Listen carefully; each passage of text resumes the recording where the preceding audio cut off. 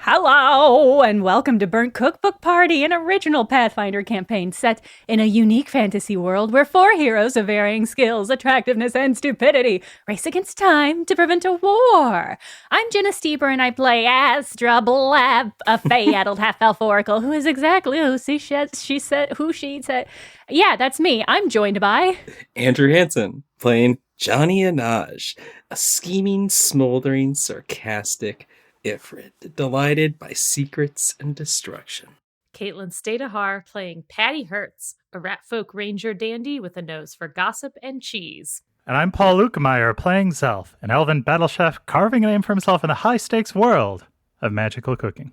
And we're, of course, led today and for the rest of all time by our illustrious and punctual GM and world builder, Justin Green. Justin, how are you?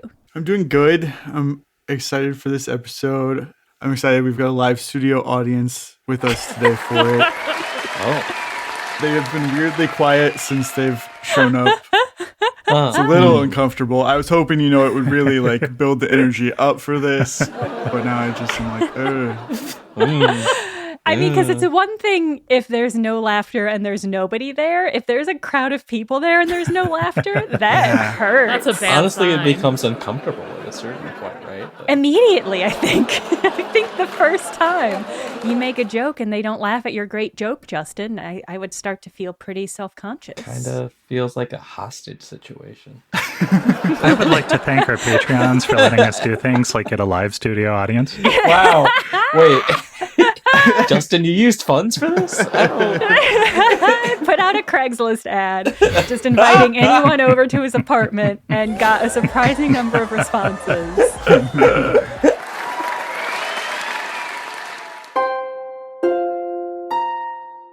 The Hallrum Mountains, they run the entire length of Berwyn's eastern edge, and they serve as the border between Berwyn and Reskris.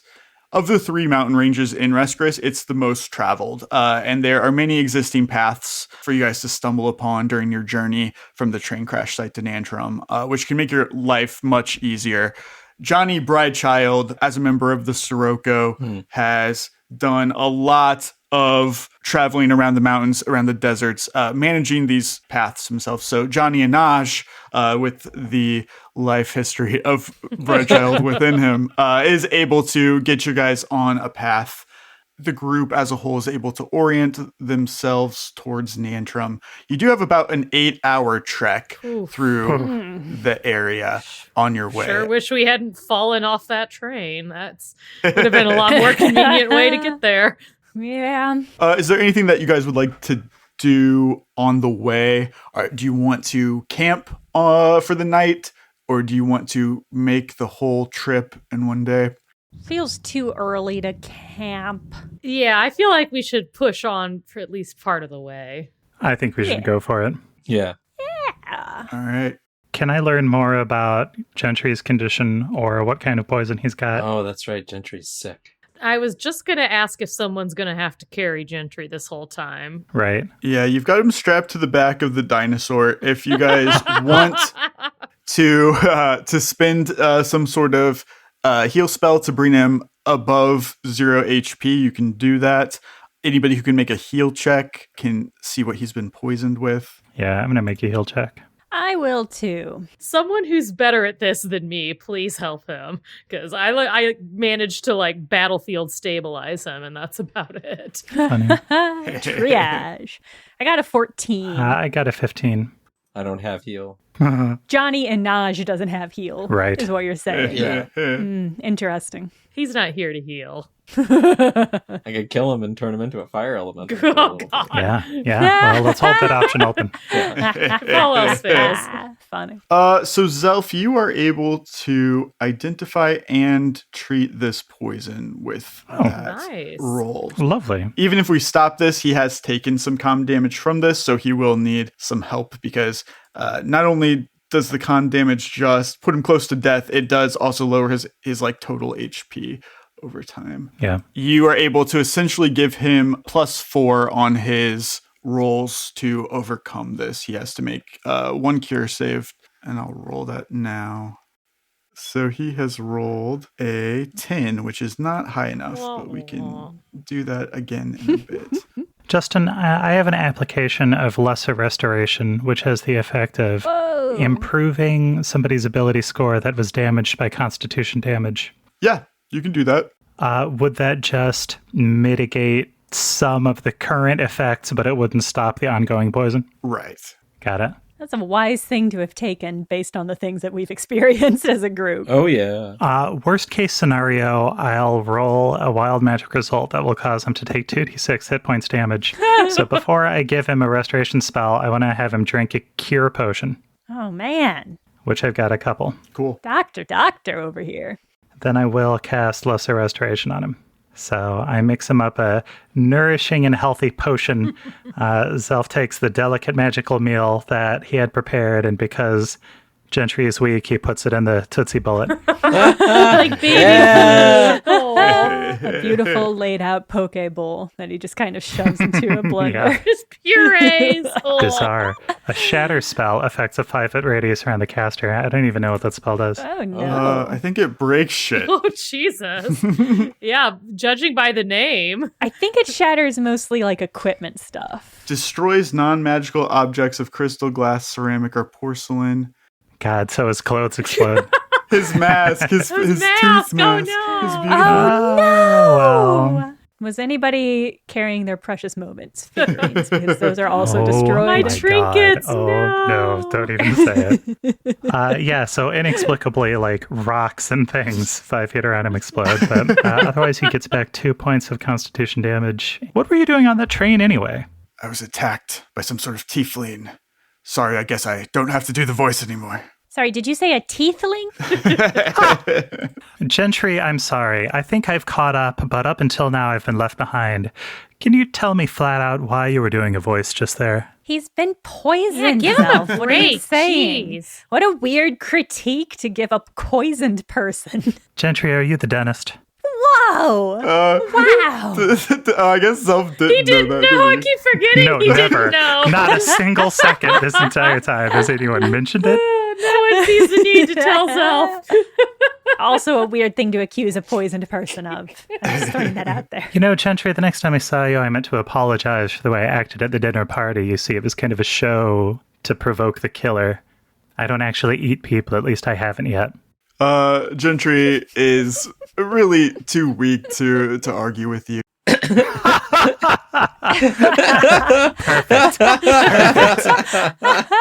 That's hilarious. Gentry, spelled Gentry, is a social class associated with the aristocracy. Patty, short for Patricia, comes from the same root as the word patrician, which is another type of ruling class member. They're really two peas in a pod, aren't they?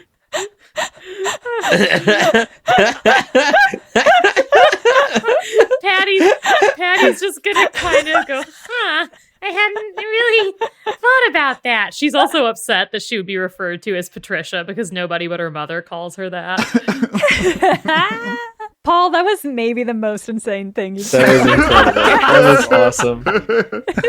It's really great. Thank you. That hit me in the shower. Oh, damn. Wow. Wow. Genuine shower thoughts. That's incredible. Well, thank the gods, one innocent survived that catastrophic scenario. When we were talking about whether that was a trap or not, I don't remember anyone being too concerned. Maybe we as a group should reconsider our position on these kinds of things. That's all I have to say. Why? We're fine. Sure, the train fell over, but like no major harm done, right? Yeah, I mean, you all look like you have been through an absolute ringer. You're looking quite fresh, Astra, I gotta say. Yeah, thank you. I mean, there was nobody in my cart, so God. I guess I haven't made as many enemies as you guys have. Astra is always a little fresh, isn't she? Oh. You love fresh stuff, Zelf. Come on. Anyway, it looks like you all managed all of your issues and all of the enemies that you have made. Trap schmap, no harm, no foul. Manny's here. Look at him. Look at the boy. He's fine. Yes, Manny, this literal train wreck we're looking at now, burning in the distance, is also the metaphorical train wreck of this time loop. Wow. And as bad as things have gotten, they can only get worse. Mm-hmm. I don't think they've gotten that bad. Johnny, do you think they've gotten that bad? Johnny Enaj? Is that whom you're asking? That is who she's asking. Zitrix is literally the god of chaos and evil. God of chaos and evil, sure, but like also artists building things. It's a broad spectrum. Yeah, and Johnny's just a dude, so like Yeah. lay off. Yeah, come whatever. on, self. Mr. Enaj, I've been thinking so much about the comments you made when we first met you. You made it sound like your knowledge is extratemporal, not subject to the loops. Yes. Kind of limited. Kind of trapped. But not quite. Well, here's a subject for the group, but Johnny and Aj first. What is the outcome you're seeking out of all these loops? What is the end of your perfect loop? My ideal existence is one in which your soul overcomes its darkest hour, grows and rises, and then collapses under its own weight. Oh. A terrific, cataclysmic event. That sounds very exciting. Oh, the apocalypse. Right. But it's not ready yet. It's just not there. Your soul's great. Existence is great, but it could be long further. You know? Johnny and Aj, you're bizarrely and refreshingly honest. There's no reason to lie about the inevitable. Eventually that's what's gonna happen. Well, I'm just not ready for it to happen yet. I feel like that there's a better destruction out there than the one that this loop is destined for. One where I come out sooner, we can all agree that we're on the same page earlier, and then we can move with more intention. None of this mulling around. We wasted a lot of time. it's been a lot of time confused. Mm-hmm. I mean, arguably, you haven't wasted any time if you think about it like that. Right. So which one of you wants this crown? I bet, Lunas will pick one of you. God. And then Wow. if that happens, maybe you'll get some sort of extratemporal ability, and you'll be able to remember these loops more clearly. Well, let's put a hold on extratemporal abilities from gods of evil. Why would any of us want this nasty crown? Wasn't one of the first comments that you said debating about the existence of what good and what evil was? You're saying now there's a god of evil? Ah, theology. An intriguing subject. I don't know if our walk is long enough for theology talk. She holds a button for cinematic mode and leaves the conversation. Not to be classist, but generalizing about the association between aristocracy and their worship of Lunas. The idea is control of the many in the hands of the few. A god of lies and control is a god that I would not necessarily trust, because for him trust is one-directional. It's a tool of manipulation. Let's give his artifact to somebody as a means of beating these loops last. It's increasingly hard to use time markers in conversations because you say last and I'm like, well, the last part in the time loop, but you mean like last when we've exhausted other options? Yeah, what other options do we have, Self? Well, what other artifacts do we have access to? That's an interesting question. Oh, do we have access to any others? Not currently, but maybe in future loops. Ooh, okay. That's a good note that we could put down in the journals. Just saying. I'm so paranoid of not trusting anything that Johnny Anaj says that even when he's making what seems to be a helpful suggestion, I'm like, is he trying to sabotage us? Andrew, you should have kept your normal voice even when you turned evil, because that seems to be working for Astra. Right? Like I'm suspicious of Johnny Anaj. I have no suspicion of Astra other than the suspicion that just exists based on who she is as a person. Yeah, the always existing suspicion that she was exactly who she says she was. Should I have gotten an evil voice? Is it too late to switch to a Jack Nicholson accent for Astra too? No. No, absolutely not. Your fangs come in. Just random. Just like Delighted at the suggestion that Jack Nicholson sounds like he does because of the presence of fangs. I just imagine that if he had fangs like Astra has fangs, he would also go nuts, He'd just be like, Oh, for sure.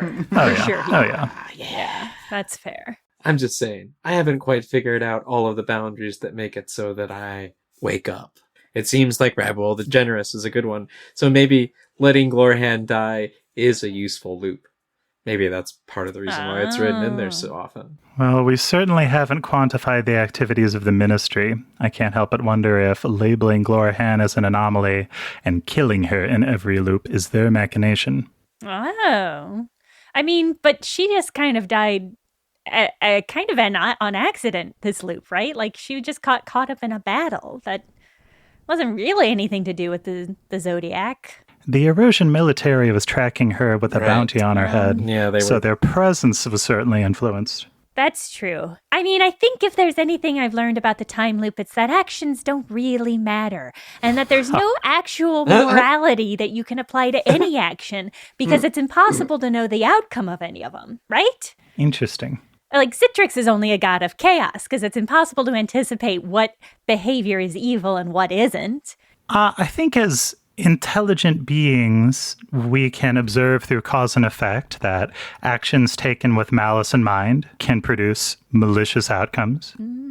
I think it's possible to be knowingly cruel. Is that what you're saying? It's not possible to be? No, I think you can, but I don't think it matters, right? Because it's like, your intentions don't matter, the outcome matters, but we can't know the outcome of any activity, right?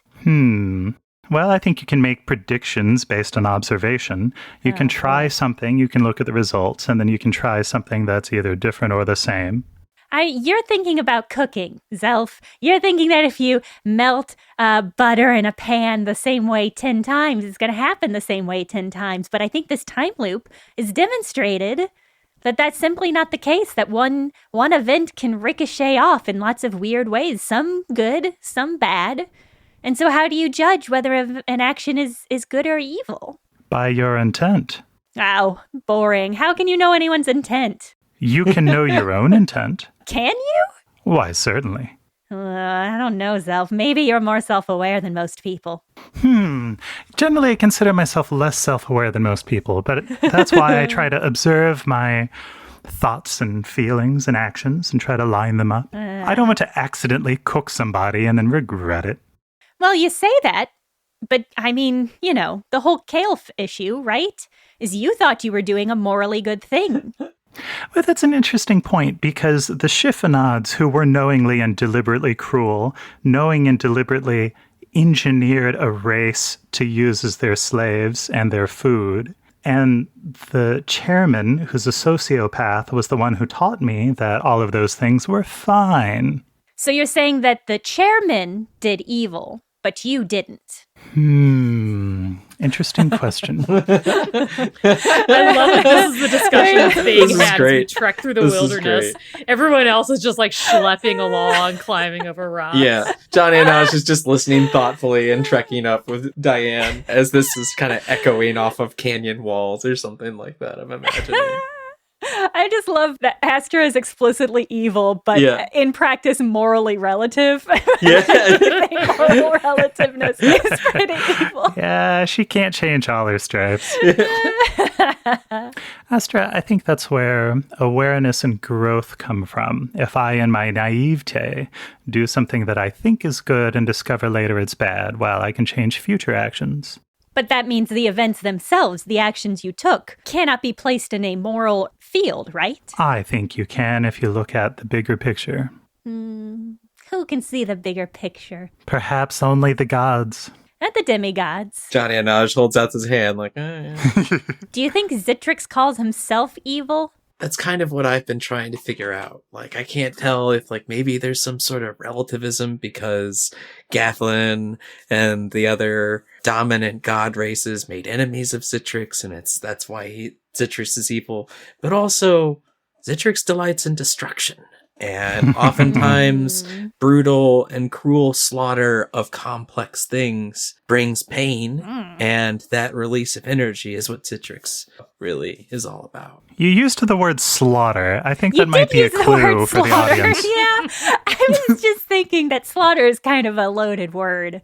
But you make an interesting point. Patty, when you were with Raid, you undertook some acts that I think would be described as violent and chaotic, dangerous. Anarchic. but for a larger purpose. So how do you judge those activities that you undertook? I mean, I don't ever really judge them except on how successful they were, which is varied. Right, which is kind of like just what you were saying, Astra, is it doesn't matter what you did to have to get there, just like whether or not you succeeded. Yeah, well, Patty makes a great point where it's like, if you try to do evil and you're bad at it, and so you don't do anything, is that still evil? Coming from Patty's perspective, you have to ask whether or not she's critical of the moral conundrum. Yeah, of course. I'm very concerned with all of these questions. Well, See? let's move on. I want to ask everyone else the question of what is the best loop outcome for them? For me, obviously, it's establishing myself as a chef and preventing the world from being destroyed in these time loops. I'm sorry, Zitrix. We'll have to have a conversation about that one. You can still be the best chef in the best world that gets destroyed in the best way. See? Citrix is a very dynamic idea and entity open to all sorts of possible inspiration. The possibility of serving the last meal is tempting. Whoa. That seems like Holy something Zelf shit, would Paul. be so into. Yeah, right? And you said you were the haunted picnic, right? Like, I think that lines up with your... Fucking ominous. Sorry, the idea of serving the last meal of humanity is... Or just like, yeah, sentient creatures. Like, That's like a Ray Bradbury short story. I don't know.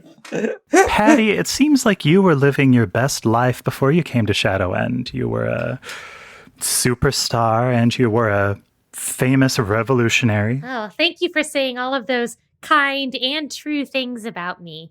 But, you know, Right. during my time since I came to Shadow End, I've learned that there's even more to be done. While I'm proud of everything I accomplished during my time in Raid, looking back, some of our priorities were at times not fully aligned with what they should have been. But, I think there's an opportunity to do more, to really help the common man in a more meaningful way. So I hope that whatever happens with these time loops and demigods and God knows what else, I'll be able to do that and really make a difference. That's a great that's attitude, Patty. wonderful. That's very open. Yeah, very open to any outcome. Thank you. Which feels like the right way to approach a time loop, right? I mean, I kind of feel like if I screw it up, it's just going to happen again, so I have another chance. I'm not too concerned.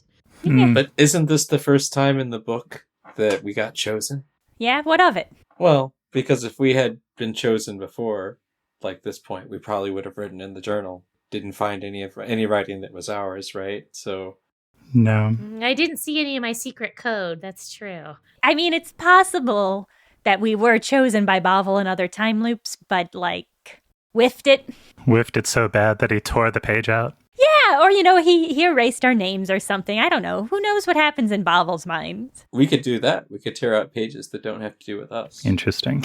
Don't deface the book. The point of a book is that all the pages stay in the book. Astra, I the have to put printer, my does foot not like down. the idea of pulling pages out of the journal.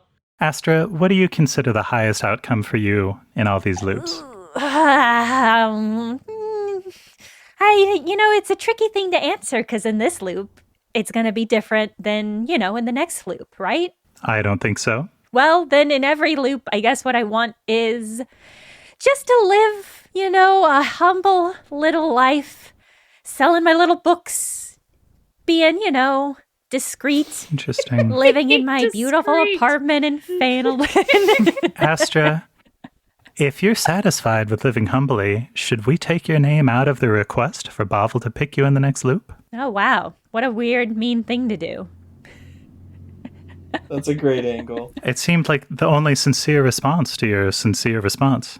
Ah! Wow. no. Wow, Oh, here Paul, we go. no. Here we My go. words thrown back in my face. Shots fired. I wish I could let you do that, but it's clear to me that all the other teams Bavel has put together have been idiots.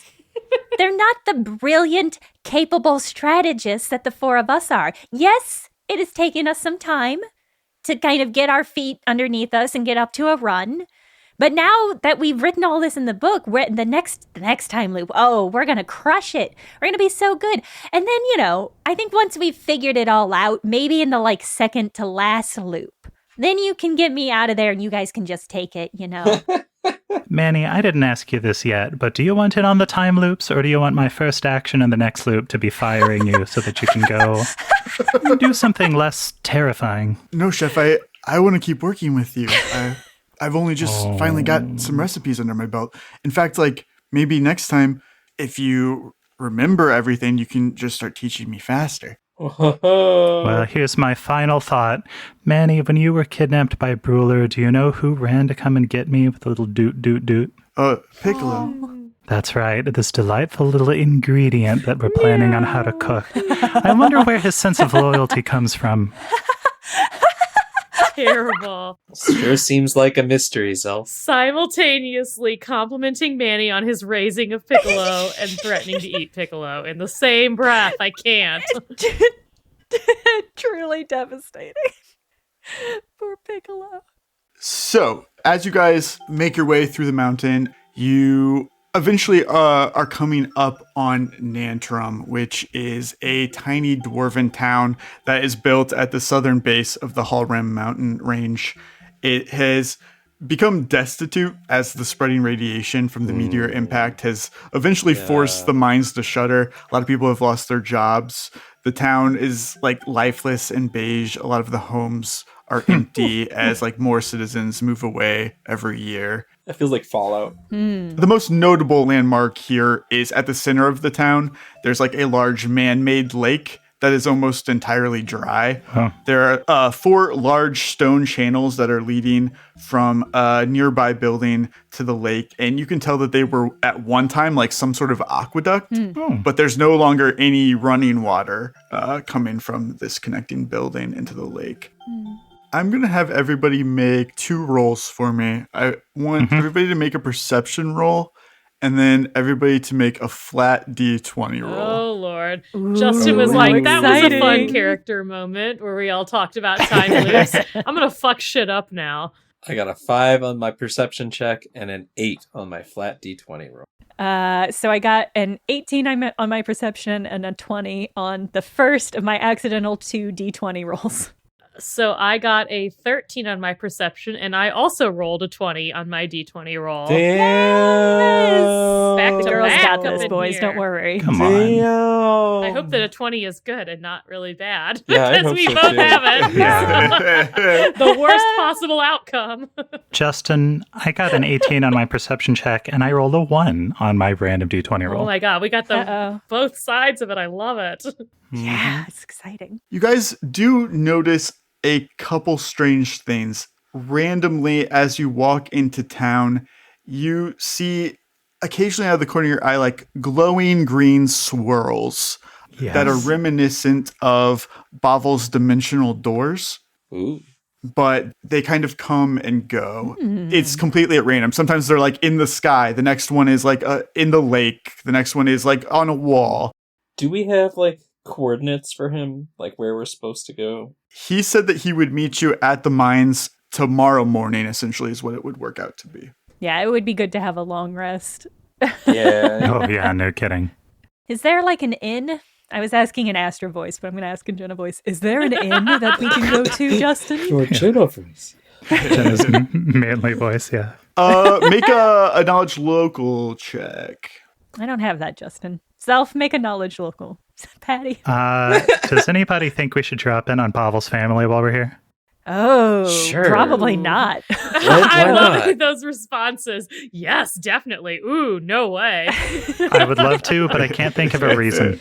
It just seems dangerous, and his wife's pretty preggers, so... Are there healer services we can purchase? Yeah, there's a collective of clerics here called the Healers of Hallrim, which you are able to track down. I was just going to go there and use some money there instead of taxing Astra's services. Because I don't know, I'm at half health. Same. She's at half right now, but she's not going to go off with Johnny and Aj. That's absolutely not going to happen. Do you take Gentry, or are you just like this? Oh, I could. He's already on the dinosaur. You might as well take them both. Yeah, I guess like Yeah. Johnny and Aj does take Gentry, but not on purpose. Like it's definitely like He just happens to be attached to Diane still. they'll be like, "Do you want us to heal him too?" And he'll be like, "What?" Oh, yeah. Oh. Oh, him. Hmm. Yeah, so I'll take Gentry also to get healed, and I will pay for services. Manny will also go with you to get treatment for himself and for Piccolo. It's just a quick jaunt across town to the building that the healers use as their medical center, and you help them unstick Gentry from Diane and move him into a bed. Johnny, you can restore yourself to full hit points. Sweet. Johnny is getting kind of antsy because he hasn't like started any fights. He has the drawback Thrill Seeker. Incredible. If he doesn't roll like a combat roll like once within 24 hours, then he like starts to take penalties on his other rolls until he does. Spectacular. He has to go do an That's so extreme funny. sport or Yeah, something. pretty much. So he's like he's starting to pace the cage. He's just Oh, I like, love that. But he also doesn't really know how to start a fight just yet. He's not quite there yet, but he will be soon. And he'll get Gentry healed, and if Gentry wakes up, Johnny will be like, "So what are you doing here?" I got taken hostage. I was going to say, in his defense, it wasn't really his choice.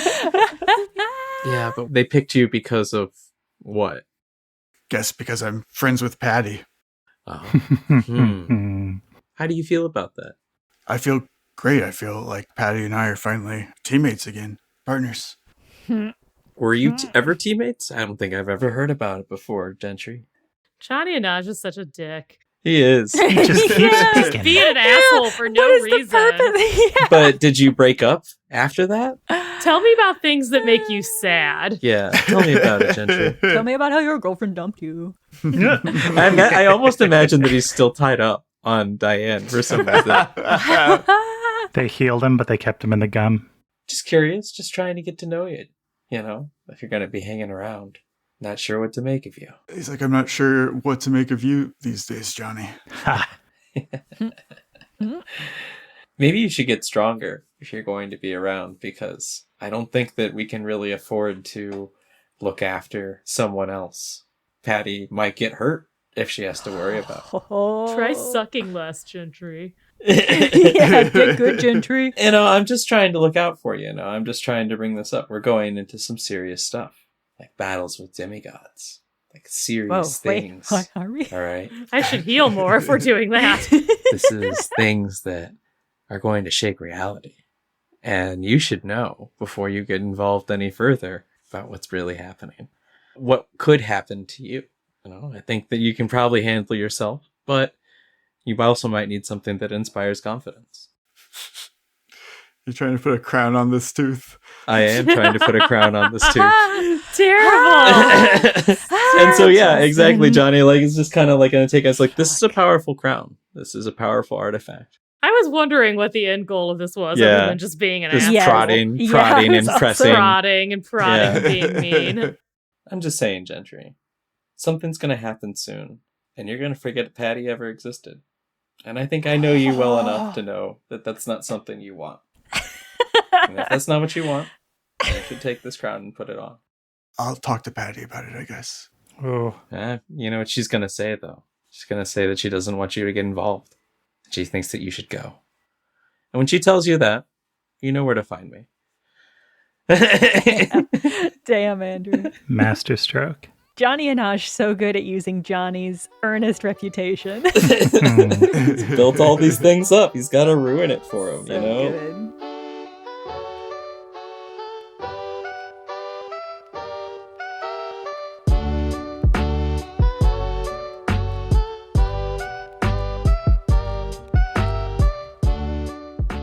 Whoa, it's me, the wacky neighbor Jenna. Honka honka. Justin was right. It's great having a live studio audience here with me when I record. And if we're going to keep paying all these people to laugh at our jokes, we really need more Patreon support. And you can do that at patreon.com/bcbparty. Sign up for an ad-free podcast feed, bonus episodes, behind-the-scenes look at how the show is made, and world-building information that only subscribers can access. That Patreon podcast feed also includes all of our character questions, where we ask each other getting to know you questions and answer them in character. Kind of like the vibes of when you're walking beside some train tracks for hours and need to kill time, so you ask each other what everyone's ideal time loop outcome is. That's kind of the vibe, but maybe less serious. Maybe more of a big sleepover vibe. Anyway, you can listen to all of those and keep up to date when new ones drop by subscribing at patreon.com/bcbparty. Honker, honker.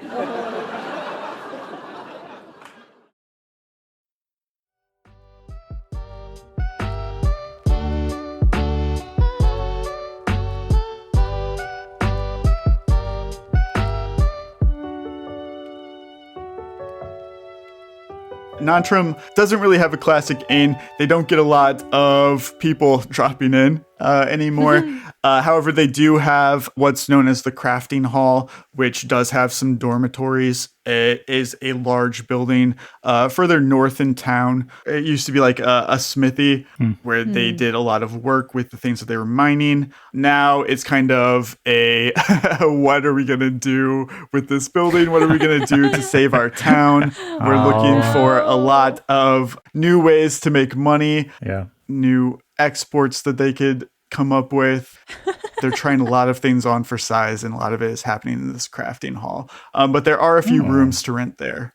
Is it just like, I'm sorry, I'm just imagining like a Midwest flea market where it's just like a lot of craft stalls of people with their like beautifully knit pot holders and sweaters and stuff and like weird carved gnomes. Is that kind of the vibe? Yeah, I would say it's that, but there's also an element of disorganization. It's kind of like, pandemic hobbies, picking them up and forgetting about them, moving on to the next one. So like there's a lot of crafts that didn't work out for them or things that they've kind of abandoned. And so it's just kind of getting a bit cluttered. Well, then they'd be happy for a little coin from some respectable travelers. Yeah. Let's get a room. My feet hurt so much. My shitty boots. You remember these boots that were like half acid ridden? Look at them now. They're tatters. Tatters. Really more of a fashion boot than a walking boot. I am so tired. We gotta sleep. You guys get to the crafting hall. And inside, you find a series of rooms, each one dedicated to some sort of craft that's since been left behind. You see like a room that's like all a bunch of candles. There's some like origami paper flowers, scrapbooking room, blah, blah, blah. You see an older dwarf with like bags under his eyes. He has like scraggly reddish brown hair, and he is in an argument with a dwarven woman who's much larger than him, who's like arms crossed, glaring down at him. And they are standing over a table that's filled with like embroidery of sassy phrases.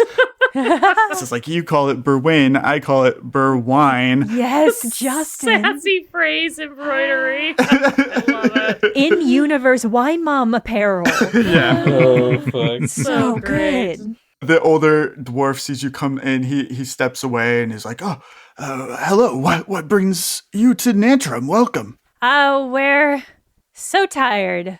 We're here for the mining? We're prospectors. Yes. We're here to strike it rich. Gosh darn it. Oh no. It's all cyclical. The ghost of Toots Capellini. The old dwarf kind of deflates. He's like, unfortunately, I don't have much here in Nan Tahrum for prospectors these days. I've got like a giant box full of beads. If anybody here knows how to like make some bracelets with beads or decorations with beads, I've got that. I see you got some chefs. We had a sourdough starter from Mealnor, but it turned out to be carnivorous. It's escaped into the mountains. Ooh. Holy shit, I can't wait for the time loop where we fight that. Are you fucking kidding me? Carnivorous sourdough starter. Well, Zelf is writing that down in the journal. I mean, I can definitely help you with those beads. Oh. Check out my drip. Looks pretty good. You could be doing stuff like this. Wow. Your fingers are kind of thick, though, so I don't know if this is right. That's really the right one for you. How much is this past the Nan Tahrum shirt, though? Yes. The woman speaks up. She says, "It's only 5 gold. It's a steal." 5 wow. gold? 5 Jesus gold. Christ. For a shirt, yeah. This is a different economy than the Oh standard. my god. Oh, boy. Tourist trap. If we got 4 rooms or 1 room with 4 beds, potentially, would you throw one in for free? The woman's not interested. You could tell she's already crossing her arms, like ready to argue with you. But the man steps in. He's like, "Oh, yeah. I mean, if you're willing to put together some beads for us, then I'll give you all the rooms for free." I mean, the only thing I remember how to make is lizards. Great. Bead lizards. They were super popular at Fanolin when I was growing up. Yeah, I can probably manage a friendship bracelet. I spent enough time in the Yes. sorority doing that. Yeah, that'd be great. Okay. I'll get Antsy cooped up in here. Do you have any leads on the sourdough monster? I can hunt it down for you. Self, you want to go do that? As Jen and I get stuck in some side quest where we have to make bead bracelets for 6 hours to earn our hotel room. Self shakes his head and says, "I do, but I think I need tonight to rest." We'll just take the rooms for tonight, and then in the morning we can get that done. And I'll give you 1 gold piece for that shirt. No deal. Justin. Old bitch. Justin. Wow. She wants it so bad. I do. I genuinely want it so bad. I want Astra to have this so that when we launch a merch store, we can really justify it. So that I, Jenna, can have that for my real body. The dwarf, he steps in and he picks up one of the shirts for you. We have to take a second to get the room ready. Why don't you take this shirt? You can go into the next room and Brett will show you where all the beads are. Oh, great. And why don't you give me one of those "I'll have the Burr wine" shirts? The woman's like, "This is a business. Do you see the state of our town? Yeah, you're just gonna keep requesting freebies?" That's fair. That's No, fair. I'll pay for mine. What a wild thing to use that payment we got from the Hunters Guild on. I consider this the inheritance that I got from the chairman. Souvenir Great. t-shirts. Brett leads the group of you into a crafting room in the back of this building. And the whole time she's just muttering. She's like, "Hey, you'll see when my son sells this meteorite chunk that he got, then I'm not giving any of this money back to Nan Tahrum. I'm leaving this place." Oh my god. You'll see. He's a great negotiator. He's come from a family of business people. These beads aren't going to sell.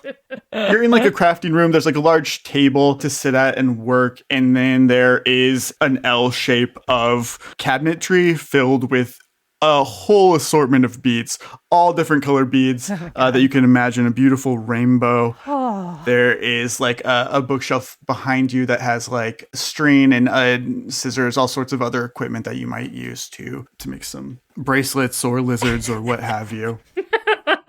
Bracelets Justin, and or what- lizards. What is this trap? What is happening? Are we about to like become enslaved here or something? I'm just waiting for the other don't- shoe to drop. It's Yeah, like this is clearly not a exactly, place Caitlin. where we get to just come rest and do crafts. No. Just go do crafts and find out, right? Funny. That's the only way. I'm so suspicious because this feels so pointed. It feels so pointed at Astra, but I don't know why. It's a bead specific trap just for you. I mean, it's gonna work. It has to work. I just don't know why. I don't know what your fucking game is, Justin. Justin, what do I roll to craft speed lizard? I'll give you an intelligence check. Oh, sweet. Okay. Johnny and Ash is also going to try and make a bead lizard. Oh, no. The comment about Zitrix's art definitely stuck with him. Ah, Amazing. got him. Got Funny. himself. I rolled a Nice. 7, so Astra thought she knew how to make bead lizards, but then absolutely nothing. She apparently forgot. And since Johnny Anaj doesn't know what he's doing, he definitely copies Astra's work. And Improves on it with like very slightly with more fire themed beads and gets an 8. Like a color scheme. Yeah. That's nice. Well, so just do this, and if you do it enough, you'll be able to make the little animal shapes. It's going to be great. Doesn't look like what you promised. It looks like a lizard. What do you mean? Whatever. He's not very satisfied with his bead lizard. Aw. As you are gathering the beads to make this, you reach into the cabinet, like the little hole that has the purple beads in it, and you feel like all of the sides of the cabinetry that's holding in the beads like flatten on you, and the beads like start to spill out onto the floor at your feet. Oh no. Make a will save. Oh shit. A will save? It's happening. I rolled a 7, but I'm going to use my ability to re-roll. So the first roll was a 7, the second roll is a 9. Justin, do I get smothered in beads like that painting about Heliogabalus where he covers people in rose petals until they die? What? He's a Roman emperor who's famous for inviting a bunch of people over for a big feast, and then he smothers them with rose petals. Wow. Wow. Get off air. As all of the beads hit the ground, Astra, at your feet, you look at where they once were, and the flat space actually has some beads that remain that are adhered to the wood that was the base of the cabinets originally.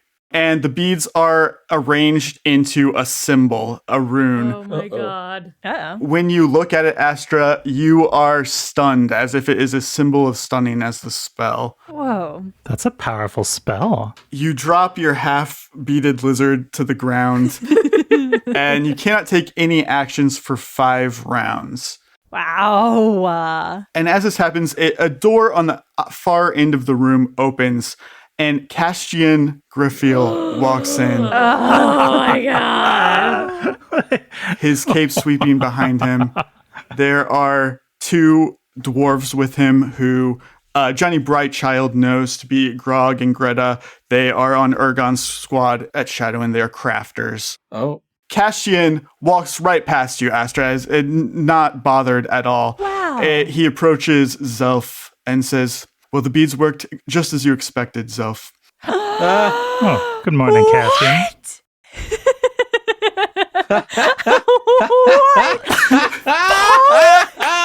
Wow! Scheme! Motherfucker! Oh, scheme! What? Is Commander Windstar around? No, she's handling the situation with Bavel. Oh, is he already in the mines? We were able to capture him leaving the desert. Oh. Will you tell me what's next? What? Grog and Greta begin rearranging some of the metal displays in the room, and you can see the sides of the cage coming together around you, where they were hidden here in plain sight with like beaded jewelry and rugs hanging off of them. As Grog prepares to slide the final wall of the cage in place, Greta reaches in first and removes the spiral rapier from your side. Oh my god. Grog and Greta will begin work researching on how to properly destroy it. I don't suppose that you're going to cooperate with us, right, Miss Blep? Oil can. She blinks angrily. Johnny and Patty, what's going through your minds? What the fuck? Man. Fuck? Patty There's is gonna let this happen. Wow. Wow. She's just gonna kind of make herself a little scarce, sort of watch from maybe in the corner of the room, keep an eye on the situation, stay out of Castian's line of sight as much as possible, and just keep an eye on this. Johnny and I is just going to do the opposite and like intervene. And he's like, "What's going on here?" And he's going to like interpose himself as best as he can before Astra gets put in the cage, if that's possible. Sure, yeah. Cassian looks to you, Zelf, and says, "What are we going to do about this one?" Don't be rash, Castian. Johnny, I think it's time everyone comes clean about a couple things. Whoa. You wouldn't mind that, would you? Whoa. Absolutely not. I've been nothing but perfectly honest with you. That's true, you have. So why don't you give that opportunity to everyone else? By all means.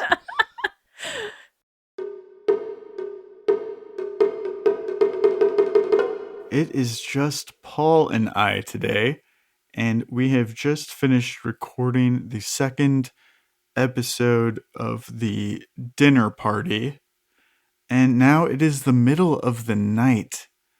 Zelf is alone in his room in the Vilna estate, and you are getting the strangest feeling as if you are not alone. When you turn around, you see this bizarre aberration staring back at you. At first, it looks like a cat, but its form is constantly shifting, just like legs, eyes coming and going. You feel like you've seen this thing before, like just in the periphery of your vision, but you've never gotten a good glimpse. But now here it is, solid, unmoving, larger than you expected. The little stranger is about like a golden retriever size at this point. Can I make a knowledge check on the creature to see if I can glean what its nature or its special abilities are? Zelf, this creature is unlike anything that you've experienced before. You can tell that it is definitely magical. Just being near it, it radiates like chaotic magical energy. You can tell that it's fey in nature, but you don't think that it's a living, breathing creature. It doesn't seem like it's fully part of this plane of existence, like it's only here tangentially. You couldn't reach out and touch it necessarily. Like it doesn't have a physical form, though it seems to be like trying to. It's kind of phasing in and out, but you're not like, oh, this is a blank creature type. It's something else. It's something strange, entirely different. Interesting. Zelf reaches over to his nightstand where he's keeping like a teaspoon or something, armed and dangerous.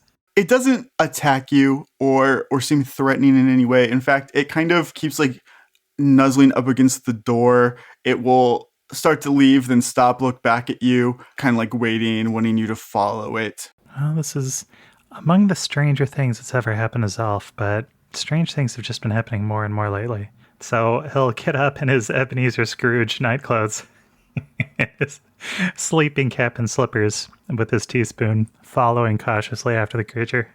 The little stranger leads you through the Vilna estate. It leads you outside into the dark of night, and you find that it is leading you north towards the train station. Once you're there, you spot behind the main building 2 shrouded figures that are waiting for you. One of them steps forward into the light, and you recognize that it is Castian. And he says, Zelf, I'm glad that you came. I wasn't sure that you would be able to see this creature, much less if you would follow it, but it was a safer option than other forms of communication. Castian! I wasn't sure when or if or how I would ever see you again, considering how crazy things have gotten. Nice pet. It's not mine, but don't judge it by its appearance. It was essential to our survival in Phainalin after you left. Oh, really? Windhorn held everyone inside of the academy grounds for a full day looking for the 5 of you, torturing innocent people one by one. What? I feel Gavlin was at my side because this being led me to my friend Small here, and I was able to protect him from harm. Small. Small stays in the shadows as he normally does, and he doesn't speak to you or look at you. Well, yeah, Zelf is going to point his spoon at Small and say, all right, Small, listen. I hate deal breakers as much as anyone. I hope you understand that the zombie-filled stadium was dangerous. Is there any way I can make it up to you? He kind of crosses his arm and pouts, looks at his feet. Castian is like, he's not too happy about me including you in this. But I've come with a message from General Windstar. Do you know where Commander Flaskforge is going by chance? Is this just a setup so that you can get knowledge against Bavel for Windstar? Who's on whose side here? I mean, I'm on Shadowwind's side, of course. For as long as it lasts. If I tell you, is Windstar going to use that knowledge to get Bavel? Absolutely. What is she going to do with him? Take him to Bitterhold? Torture him for knowledge? Bavel needs help. That he does. You can't imagine the level of harm that he single-handedly caused Windstar brought him out to Fort Imbrel to try and lessen the destruction when she had this conversation with him. But of course, he fought against her, against all of us. Eiffel still hasn't woken up, and he took Mallow's eye. Took his eye. Brohawk may never play Blitz again. Between Bavel and Windstar, Zelf honestly feels like he's more on Bavel's side. But from a perspective of all the events that are going on, working with Bavel is difficult. So maybe it's in everybody's best interests. Bavel cools out for a little bit. Zelf will say he's going to Nan Tahrum. He thinks there's something hidden in the radioactive mines that is connected to the demigods. Do you think that you could get Astra there as well? Why? For Windstar to contain her somehow? I know I've spoken quite often about my distrust of Patty Hertz, but I fear it may have been misplaced. I underestimated the true monster that was hidden among us the whole time.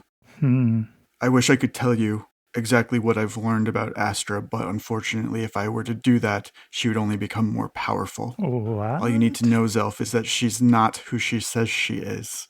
Dun, dun, dun. Well, that's crazy, because I feel like about 39 other times I've been totally reassured. Zelf doesn't know quite where to place this knowledge, but he can't help but let a smile spread across his face. He kind of rubs his hands together and looks up at the starlight, and he says, "Oh, really? You don't say."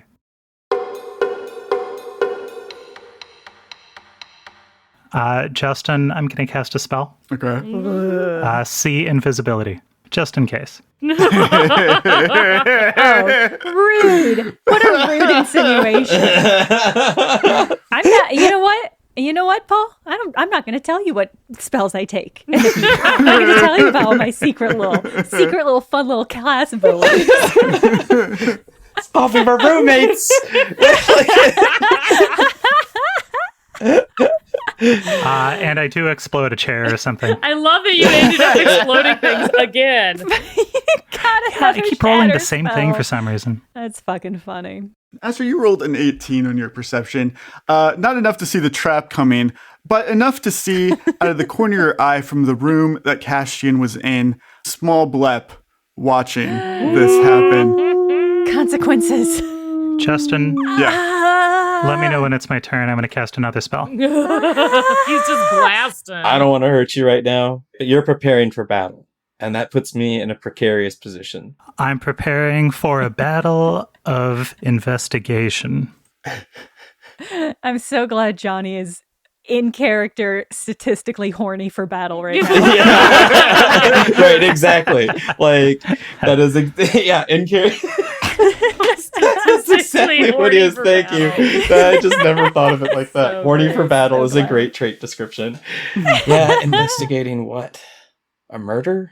No, enough people have died. Come on, Professor. Let's get to the point. We're on the clock here.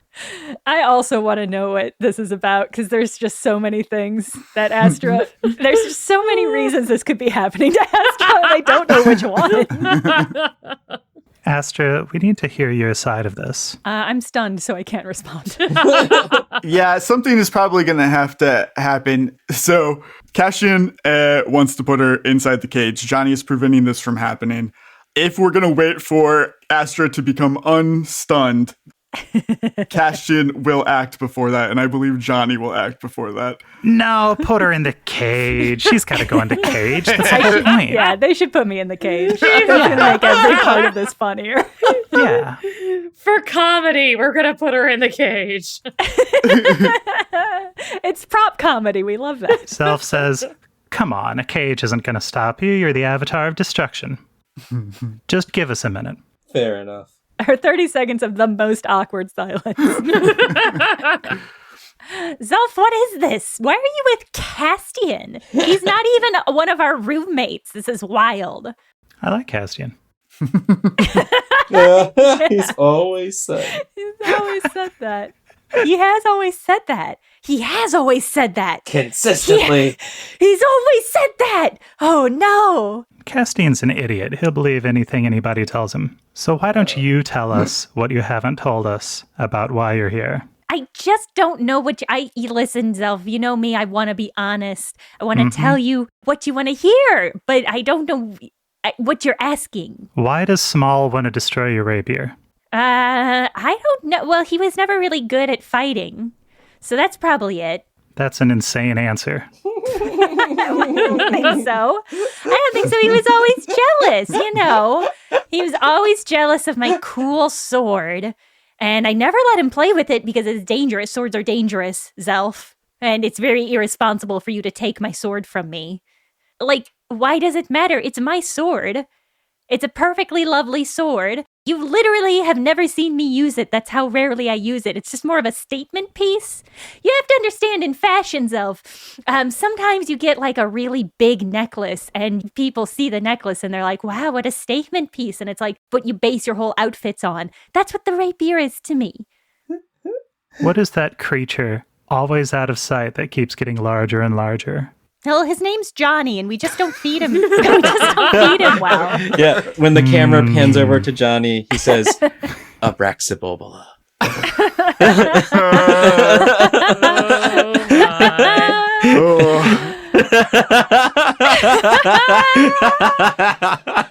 Cassian will draw his sword towards you and say, do not speak that word again, demon. Oh. That I've allowed you to stand in front of me in Johnny Brightchild's body this long is a testament to my friendship with Zelf. Oh. Gross. Since when are you two friends? Zelf, have you betrayed our entire team? We hate Castian. I mean, I know you've always said that you don't, but the rest of us do because he's terrible. Honestly, Brightchild liked Castian. I just like, Of guy course gotta be. he did. Of course he did. But Johnny Brightchild's not here right now, is he, Johnny Anaj? Well, you know, I'm sorry, do you like Castian? I actually haven't really formed an opinion on him yet. Oh my God. There's no reason that the paladin of Citrix wouldn't like Castian. Self is going to say, Astra, you've got to give me something. Trust is cultivated. I'm in a cage, jackass.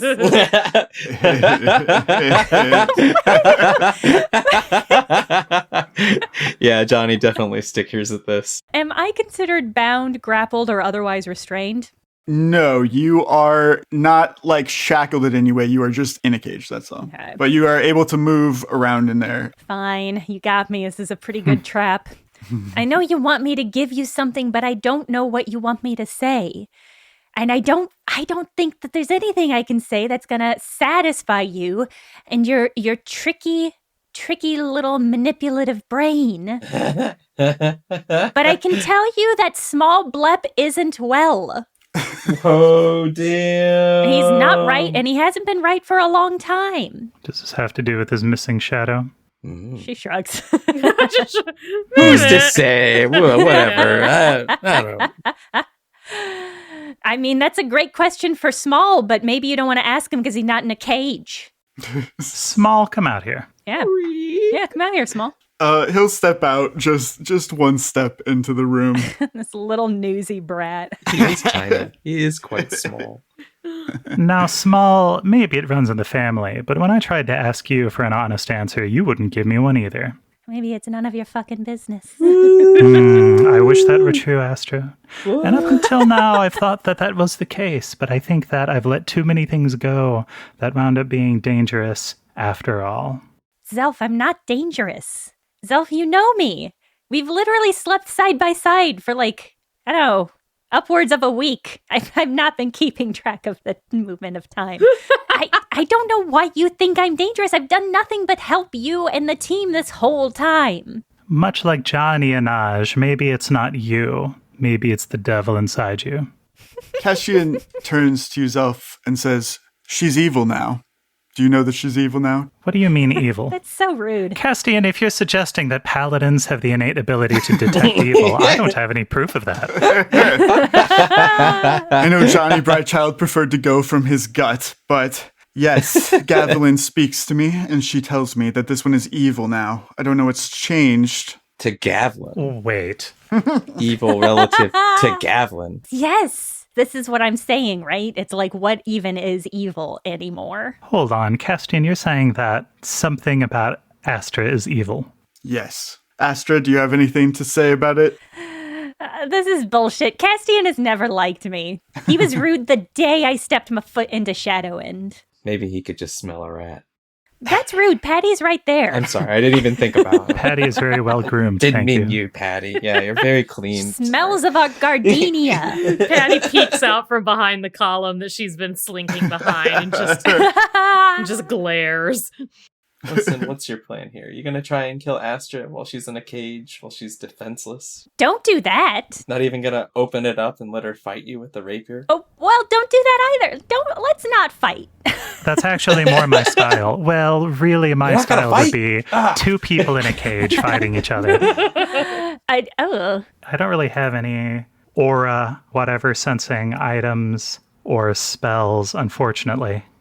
Does somebody else? I mean, I can detect good. I don't think that helps us. No. No, let him detect.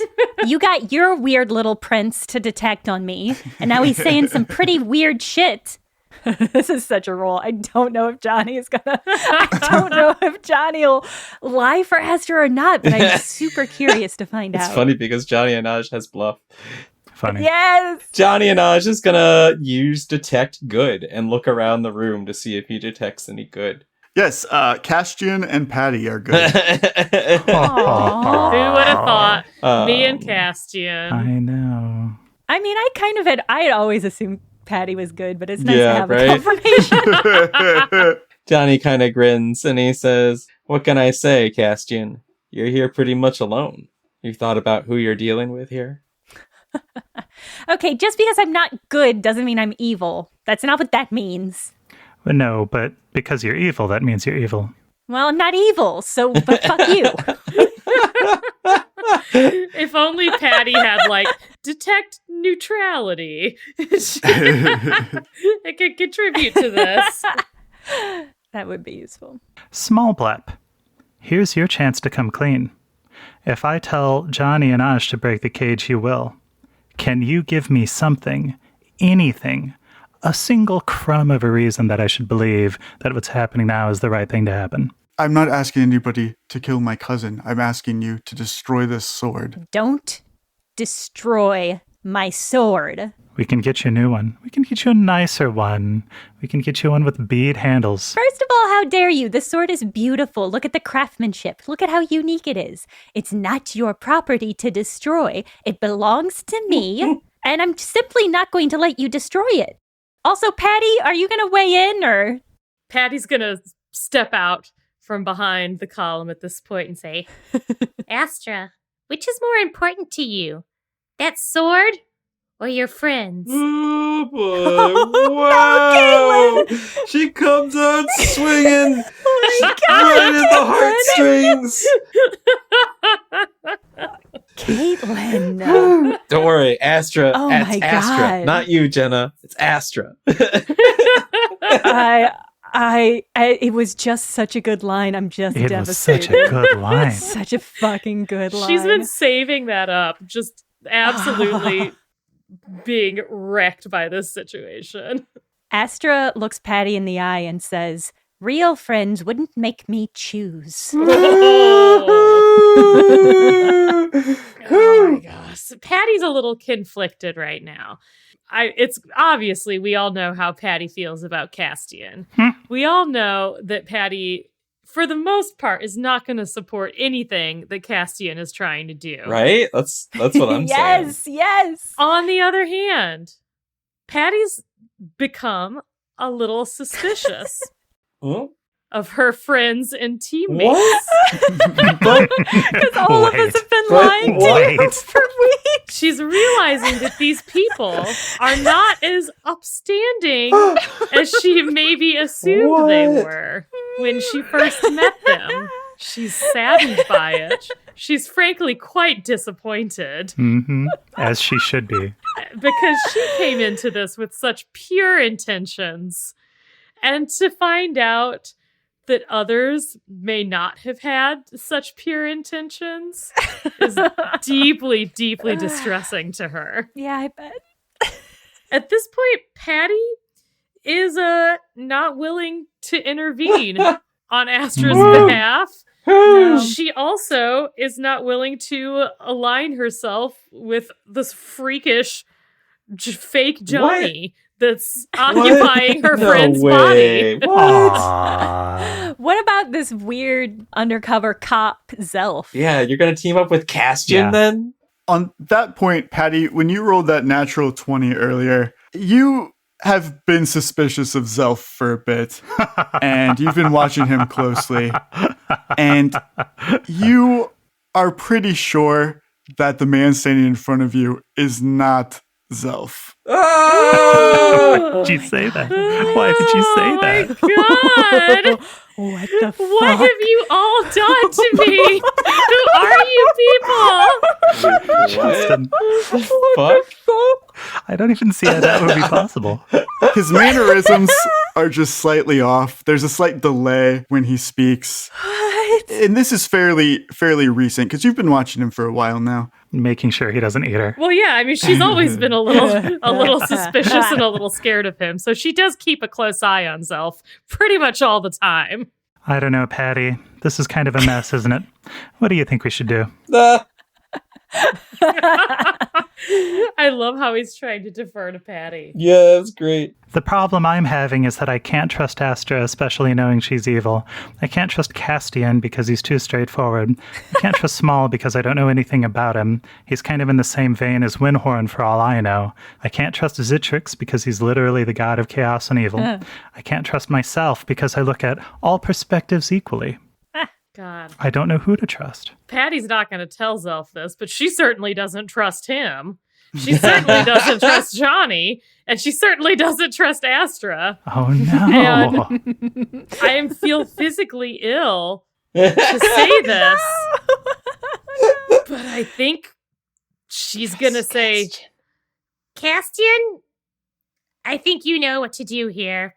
Johnny, give me the crown. oh, fuck me. Oh, yeah. Definitely. That'll be my first action. Self wants to intervene with his improvised weapon in hand. You guys can roll initiative. Oh my god!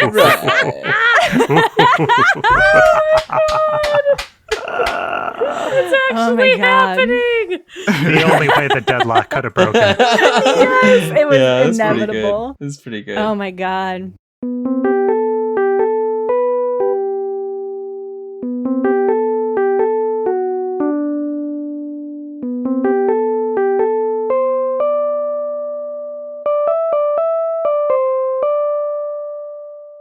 Thank you for listening to Burnt Cookbook Party, and a special thank you to all our Patreon subscribers. Without you, there would be so much dead air in this show where no laugh track or clapping or cheering happens at all. But thankfully, you're there supporting us and buying things like a live studio audience. We couldn't do that without you, so thank you so much. Burnt Cookbook Party is Andrew Hansen as Johnny Anaj, Caitlin Stayduhar as Patty Hertz, Paul Luetkemeyer as Zelf, me, Jenna Stoeber as Astra Blep, and Justin Green as GM and World Builder. This episode was edited for content by Justin Green and edited for sound by Akshay Balakrishnan. Produced by Jenna Stoeber. Honker honker!